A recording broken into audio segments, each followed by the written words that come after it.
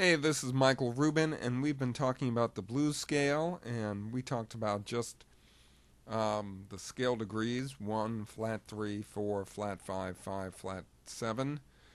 And so now let's do it in first position. So let me move over here so we have more room for the scale.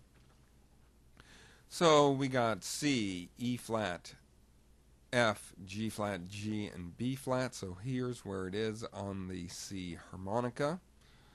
Remember, I really recommend you find where these notes are by yourself. Just having me tell you where they are and write them down, it's not going to work as well as you writing them down yourself, and it's certainly not going to work as well as you repeatedly finding it without writing it down. So to just hold the harmonica and just think, okay, what's the first note? C, where is it? One blow, okay. E flat, okay. And just one by one, finding the notes again and again and again without writing them down is really going to help you learn these scales on a much deeper level. Okay? So, let's look at the first octave. So, E flat is hole number 1 overblow. I don't care who you are.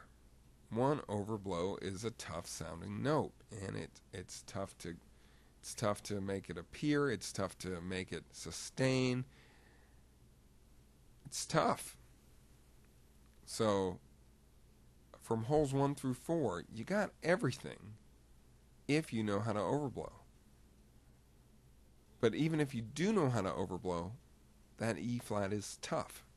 If you don't know how to overblow, you don't have that E flat.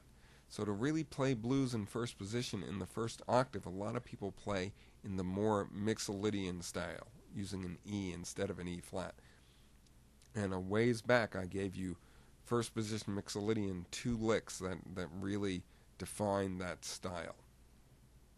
In the middle octave, E flat is an overblow, G flat is an overblow, and B flat is an overblow. 3 overblows. So basically what I'm saying is, if you do not know how to overblow, playing blues in first position in the middle octave is very difficult. If you do know how to overblow, it's an exciting way to start using overblows. Okay, it's a great opportunity to get some sounds that other folks just aren't doing. Now, I think you've heard me say before, when you use an overblow, you are immediately drawing a line in the sand between being a traditional player and a modern player. And, but 50 years from now, maybe overblows will be traditional. So, the third octave, everything is there. And this is really a major part of how Jimmy Reed plays the high notes. So that whole style of playing in first position in the high notes. If you ever wondered, if you're a cross-harp player and you're always like, every time I go to the high notes, it doesn't sound like Jimmy Reed. That's because Jimmy Reed is not playing cross-harp. He's playing first position. And so to learn this style is one of the main ways of playing the harmonica. So I really recommend you do it. Now the reality is, Jimmy Reed is not restricting himself to the notes in the C blues scale. His blues is more advanced than just the blues scale. Okay? So if you've been working on the blues scale and you're trying to sound like Jimmy Reed, it's no wonder that you do not sound like Jimmy Reed, because Jimmy Reed did not strictly play the blues scale. But it's a great starting place to understanding what he's doing. Okay, so here I've got my harp. I'll see what happens in terms of hitting that 1 overblow and just playing it in general. It's a tough scale.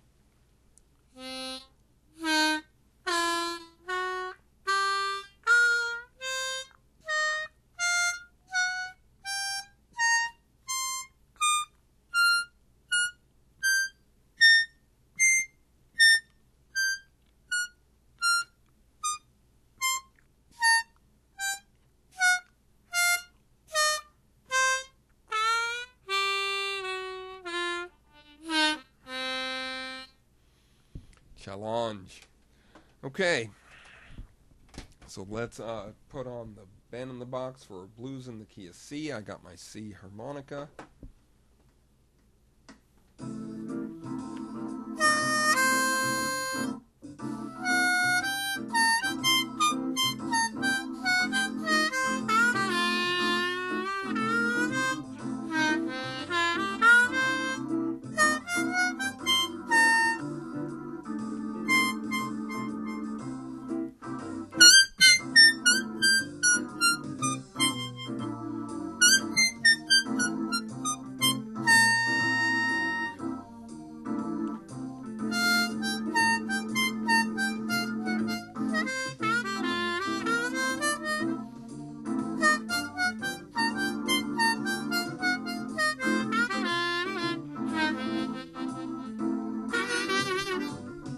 Okay.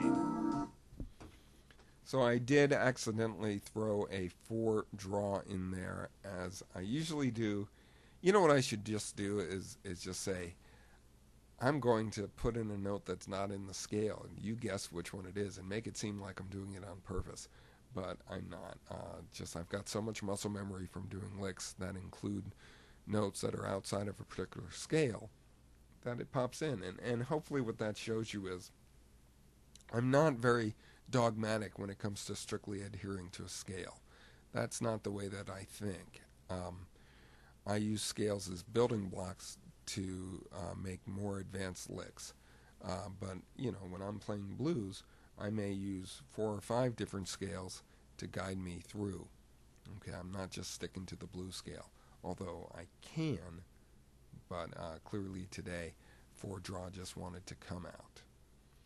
So the basic thing I want to say to you about first position blues is that in the first octave, it's pretty easy except for that E flat. Most people will substitute the E to blow instead of the E flat.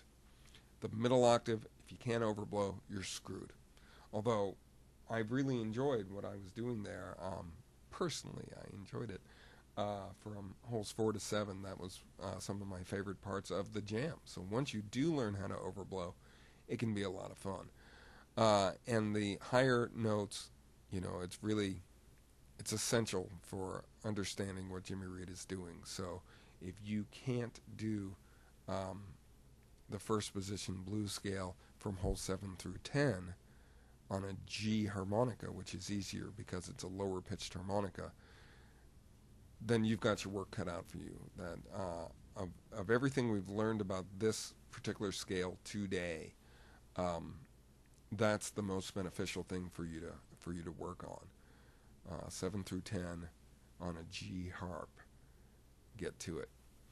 Okay, next time, blues scale in second position, the holy grail of harmonica.